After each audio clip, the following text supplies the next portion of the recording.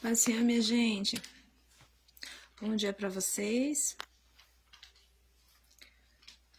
Vão chegando aí, eu tenho uma palavra para o coração de vocês nessa manhã. Quem for chegando aí, vai compartilhando, vai marcando alguém. Tá bem? Eu estava aqui em casa e surgiu esse desejo de trazer uma mensagem para o teu coração, para o meu coração. E eu creio que Deus vai falar com vocês assim que o Isaac ficar quietinho, né, Isaac? E deixar a mamãe falar, né? Vão chegando aí. Tem uma palavra para o seu coração. Dá bom dia, Isaac. Diga bom dia, pessoas. Como vocês estão? A minha mãe está tentando fazer uma live. E eu espero que o Isaac deixa, né? Convidado? É. Isso aí. Oi, Chay. Dá oi pra Chay. Diga pra assim, oi, Chay. Tudo bom? Eu vim participar da live da mamãe. Olha, achei que minha mãe me colocar ali pra brincar e parar de puxar meus cabelos. Joga beijo pra turma. Lá, ó. Dá tchau. Dá tchau. Tchau. Tchau, pessoal. Tchau. O Isaac vai brincar pra mamãe fazer uma live, né? Combinado? Então tá bom. Joga beijo, então. Ah, é? Essa live vai virar do Isaac agora? Então pisca lá pra galera. Pisca. Diga. Dá uma piscadinha lá pros irmãos. Lá, ó. Olha lá. Dá piscadinha. Pisca. Você tá muito esperto. Ó, a Chay tá dizendo assim, paz, meus amores. Pai, Chay. Isaac tá mandando beijinho, né, Isaac? Você tá mandando beijo? Tchau, tchau pra Chay? Dá tchau, tchau, beijo pra Chay.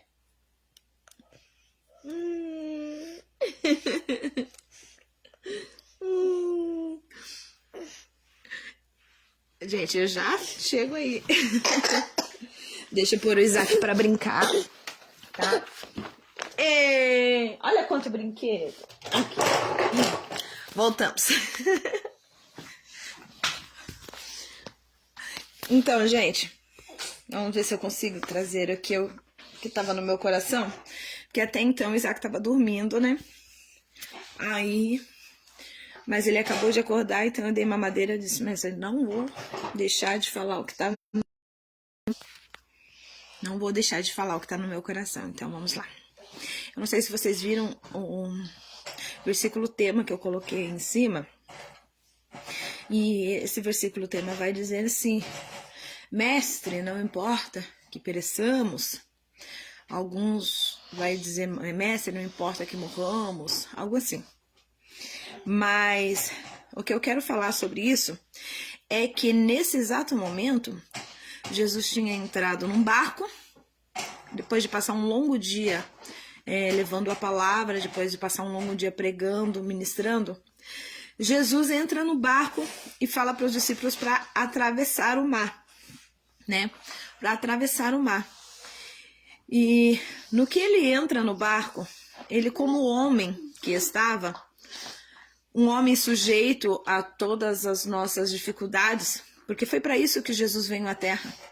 Ele nasceu como homem para sentir tudo que nós sentimos, para entender tudo que nós passamos. Como homem, ele estava cansado.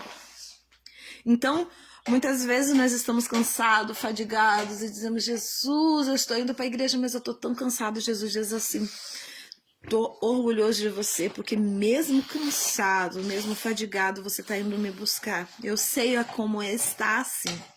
Eu sei como é sentir dores, eu sei como é sentir tristeza, desprezo.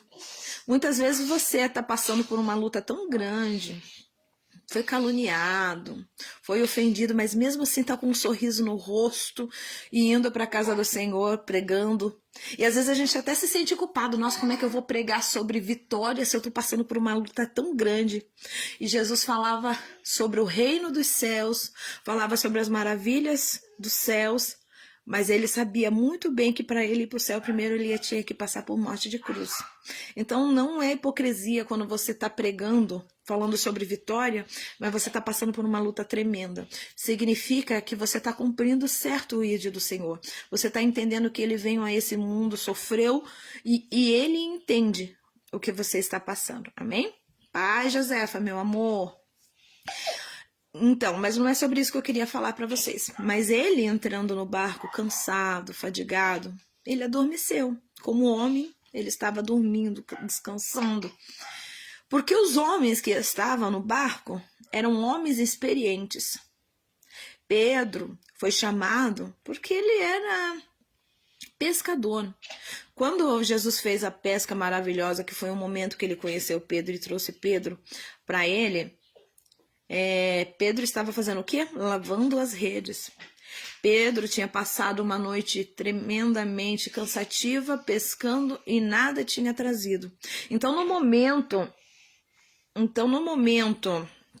que Pedro foi pescar novamente, que Jesus falou, lança a rede, Pedro conhecia o mar, conhecia o barco, conhecia a rede e também conhecia a forma que se pescava os peixes.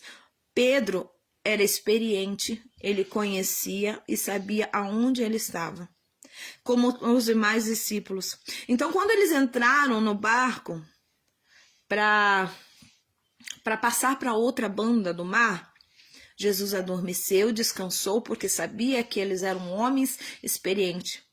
E desde a pesca maravilhosa, que já foi o primeiro milagre que eles viram Jesus fazer, até então eles foram vendo Jesus curar, Jesus libertar, Jesus ressuscitar mortos.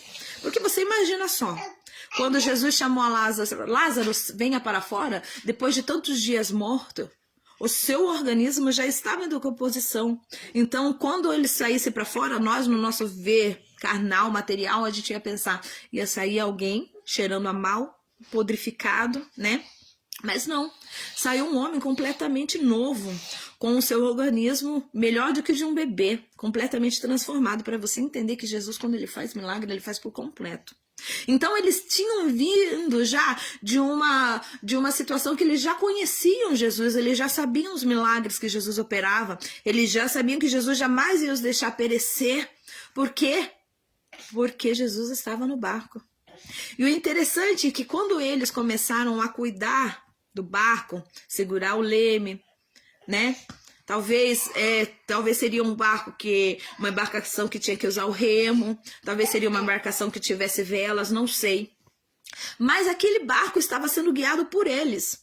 Aquele barco estava sendo guiado por homens experientes, que tinham todo o controle na profissão, que já tinha vindo de várias pescadas, que conhecia aquele mar como ninguém, que sabia muito bem para onde remar, para que lado levar. Então seriam homens experientes. Só que muitas das vezes as nossas experiências nos enganam, porque nós nos achamos autossuficientes. E as nossas experiências nos levam ao naufrágio. Como assim, Ruth? Como? Muitas das vezes, de tanto nós orar, de tanto nós buscar, nós achamos que nós somos autossuficientes, que jamais vamos precisar da ajuda de ninguém e que nós estamos levando muito bem, obrigado, a nossa vida. Ah, eu estou confiando porque o meu trabalho me dá muito dinheiro, então tá tudo bem. Eu vou ser abastecida, meu lar não vai faltar nada porque o meu trabalho é bom. Aí começamos a ser autossuficiente. Nós estamos confiando na nossa própria experiência. Ah, mas eu comprei um tremendo de um carro e esse carro vai me levar aonde eu quero, aonde eu preciso chegar. Estamos sendo autossuficientes, estamos confiando na nossa própria experiência. Ah, mas fulano falou que vai me ajudar. Então, como fulano falou que vai me ajudar, eu vou simplesmente sair e vou confiar no que fulano falou. Autossuficiente. Estão confiando no que os outros estão falando. E esquecemos de entender que mesmo com toda a nossa experiência, com toda a nossa capacidade, se ele não estiver no barco, de nada adianta. Como assim? Pensa comigo. O mar fica enfurecido, as ondas começam e o vento sopra. Homens experientes saberiam muito bem como agir naquela situação, mas mesmo com toda a sabedoria que eles tinham, de nada adiantaria. Se o barco tivesse que naufragar, simplesmente naufragaria. Era um fato já considerado feito. Por quê? Porque nós vamos ter que entender que se Jesus não estiver no barco, nós vamos afundar sim. E de nada vai adiantar um barco bom, um mar conhecido e toda a experiência. Ouviu falar de Titanic? Então, quando o Titanic foi feito, foi dito assim que jamais aquele barco afundaria de forma nenhuma, nem que Deus quisesse. E Deus quis. Para nós entendermos que o que nós temos de posse, o que nós temos de sabedoria, de capacidade, não é nada sem a presença do mestre no barco. Não adianta nós continuar remando contra uma onda forte. Se Jesus não estiver no barco, você vai perecer. Sinto muito em te dizer. Você que está se apegando ao seu trabalho, se apegando à tua sabedoria, ao teu talento, ao teu dom, ao que quer que seja, entenda que se você não tiver Jesus, não adianta. Você vai perecer. Ai, Ruth, você está falando muito grave. Você está dizendo que eu vou perecer. Sinto muito. Mas a Bíblia diz que ele é o único caminho, a verdade e a vida. E ninguém, a Bíblia deixa bem claro, ninguém vai ao Pai se não for por ele. Então, eu não tenho como dizer para você de outra forma. Não confie no que você tem, confie em quem está no teu barco. Não confie em quem você é, confie em quem está no teu barco. Porque a tua vã sabedoria pode te levar à ruína. E de repente aquele barco começa a querer naufragar. E os homens começam a ficar desesperados. Só que eles ficam desesperados e continuam confiando. Eu não vi na Bíblia, deixa eu te deixar bem claro, eu não vi na Bíblia eles dizendo assim, e eles seguraram o leme, e eles puxaram as cordas, não. Mas na minha mente, eu consigo imaginar assim, eles dizendo um para os outros, segura o remo, puxa a corda, reme para o outro lado, puxa forte. Eu consigo imaginar. E isso é nós confiando em nós mesmos, confiando em pessoas que não vai nos levar a lugar algum. Pelo contrário, vai nos levar à ruína. Já ouviu falar aquele negócio de se conselho fosse bom, não se dava vendia? Muitas pessoas estão confiando em conselhos de pessoas que não têm a mesma espiritualidade que você, que não está seguindo para o mesmo lugar do barco.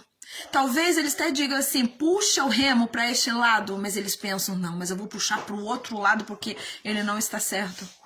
E acabam afundando a tua embarcação. Ei, confia só no mestre que está no teu barco.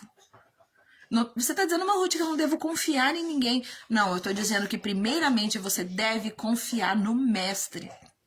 O problema das pessoas hoje em dia é que quando nós precisamos de algo, nós corremos pedir para alguém, antes de pedir para quem tem toda a autoridade, quem tem todo o poder, quem tem toda a condição de nos dar. O problema nosso hoje em dia é que nós vamos no Facebook, no WhatsApp, reclamar, pedir ajuda, pedir conselho, sendo que nós temos livre acesso a quem está no nosso barco. E acabamos nos frustrando porque não existe quem possa fazer algo por você se não for o nosso mestre. Milagres é só ele que faz. Mas eu posso pedir para fulano, posso pedir para ciclano. Pode. Vai e peça. Mas eu tenho certeza que ele não fará tão bem quanto o meu mestre faria por você. E quando eles percebem que puxar a corda, segurar o leme, puxar o remo, não resolve a situação, eles começam a clamar, mestre, não vê que vamos perecer? Aí que está o nosso erro. Nós esperamos a onda ficar forte, nós esperamos o barco quase ir a pique para começar a clamar. Como irmã Ruth, eu oro todo dia, eu peço para Deus misericórdia todo dia. Só que nós não temos o discernimento de entender uma coisa. A onda está se formando.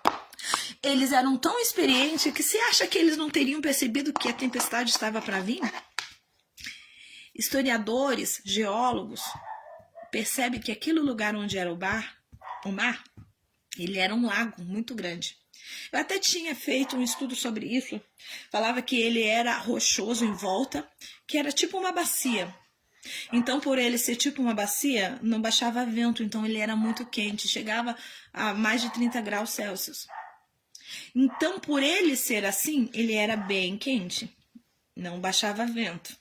Só que as montanhas que estavam à sua volta, preste bem atenção nisso, você vai entender onde eu quero chegar. As montanhas que estavam à sua volta era onde tinha geleiras, e as geleiras derretiam e desciam naquele mar. Descendo naquele mar, né, a água estava quente, o vapor subia, formavam-se nuvens que descia a grande tempestade. Vem cá, me explica uma coisa. Homens que conhecem o mar, que conhecem sobre o tempo, porque não existe pescador, pessoas que, não sei como eu diz, capitão que dirige um barco que não conheça sobre o tempo, que não conheça sobre esse tipo de coisa. Você acha que eles não saberiam? Oh, vai chover. Gente, o meu joanete dói, eu sei que vai chover. Entendeu? Tirando uma brincadeirinha assim leve, mas é isso que eu tô dizendo. Será que eles não perceberam que iria vir um vento forte, que talvez poderiam vir uma tempestade? O que você quer dizer isso, Ruth? Eu quero dizer que não existe sexto sentido, sétimo sentido, existe Deus te avisando.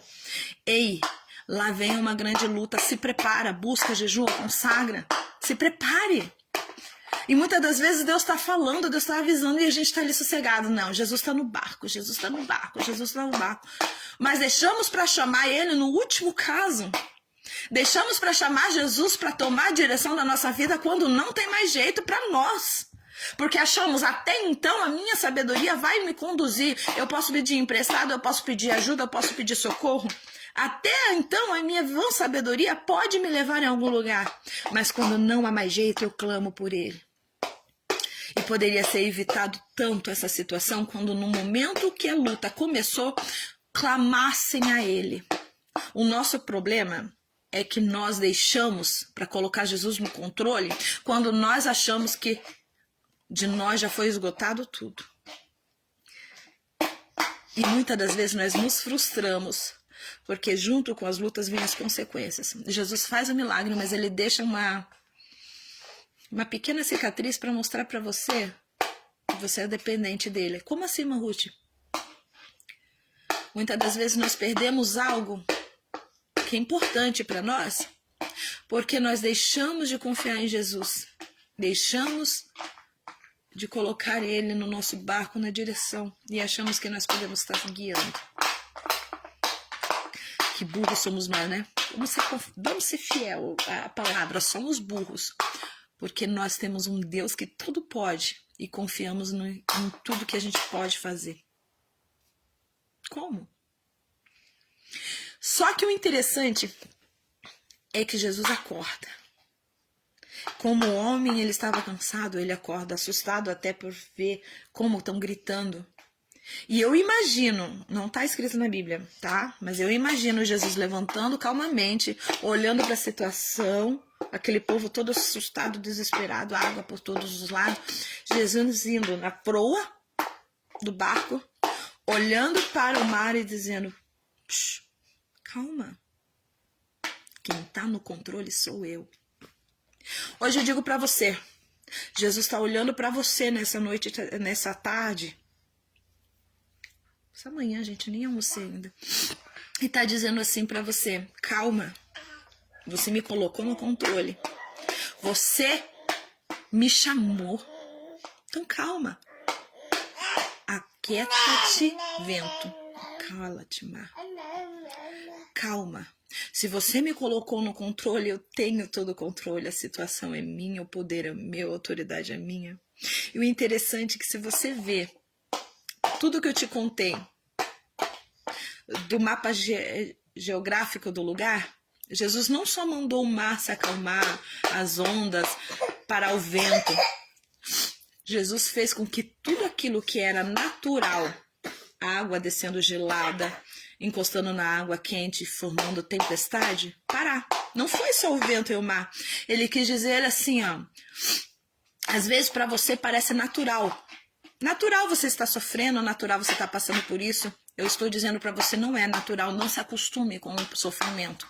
Não aceite o sofrimento. Eu faço mudança no que é natural para transformar a tua vida no sobrenatural. Como assim, Marute? Não aceite o seu filho se perdendo nas drogas, não aceite o seu marido sendo grosso, estúpido com você, porque isso não é bom. Ore. Transforme o que é natural na tua mente, no sobrenatural, no milagre de Deus. Não aceite mais do que aquilo que você merece, nem menos do que aquilo que você merece. Aceite o que Deus tem de melhor para você. Jesus fez um milagre maior do que parar o vento e cessar o mar. Ele fez com que tudo que era natural, geograficamente falando, fosse transformado para que aquele milagre fosse acontecer. Só que ele olha para eles e diz assim, por que tão pouca fé? Era tão simples, praticamente ele falou, era só ter me chamado no início que eu resolvo o final. Bem? Jesus está dizendo para você nessa manhã, me chame, me deixe no controle do barco, que o resto sou eu quem resolvo. Amém? Deus está no controle. Jesus no controle. A partir do momento que você entende que a tua posição, as tuas posses, a tua força, a tua capacidade, a tua sabedoria, o teu entendimento, as tuas finanças, nada disso basta no momento de tempestade, você vai entender que Jesus está no controle. E comece a analisar, olhar para o tempo. Porque Jesus nunca deixa uma tempestade se levantar sem mostrar as nuvens primeiro. Às vezes a gente cai numa luta tão grande por falta de sabedoria. Porque se aqueles homens tivessem olhado para cima e dito, não, Senhor, eu acho que vem chuva. Jesus ia dizer para eles, calma, eu estou no barco, enfrenta essa tempestade. Tá bom? Preste atenção, olhe os sinais. Deus abençoe. Eu sempre digo assim, quando as coisas começam a dar errado, é porque Jesus está avisando para você. Não pega o barco no dia de hoje. E se pegar, confia que eu estou guiando. Tá bom? Deus abençoe a vida de cada um. Se puder compartilhar, tá bom? Beijo para todos vocês que assistiram. Juliana, Neto, a Kailane querida, a Denise, irmão Carlinhos, Suelen, a Ana, Rosângela linda, meu amor. Deus abençoe. A Cidicleia. Gente, para todos vocês, Isabel, todos que aparecerem aí, que Deus abençoe a vida de cada um de vocês.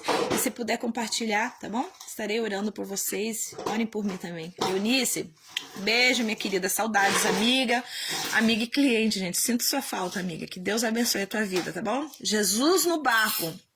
Não significa que você não vai enfrentar a tempestade, mas significa que você pode confiar em quem está segurando o leme. Deus abençoe a sua vida. Beijos. Chegou no final, amiga? Mas assista aí. Vou deixar aí para vocês assistirem novamente. Eu tenho certeza que Deus vai edificar a tua vida. Não sei o que está passando, mas se tiver passando por ondas, ventos fortes, o Senhor está no controle, tá bom? Gente, compartilha. Compartilha para que Deus possa estar tocando a vida de mais alguém. Beijos. Fica na paz.